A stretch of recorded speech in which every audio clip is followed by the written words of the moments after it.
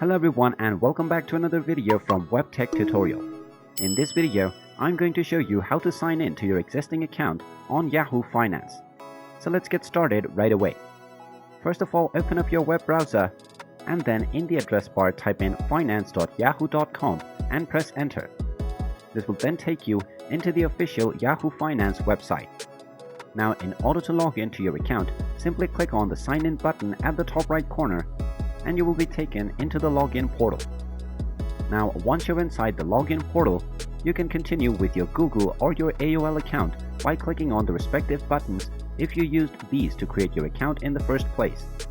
Or you can just type in your username, your email address, or your phone number and click on the next button. Once you do this, you will be asked to enter your password. So just type in your password and then click on the sign in button and you will be logged into your account with Yahoo Finance.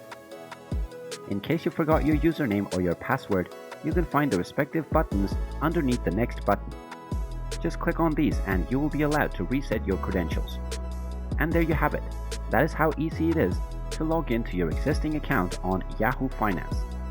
If you find this video helpful, make sure you hit that like button and subscribe to our channel if you haven't done so already. Also ring that notification bell to never miss another update from us.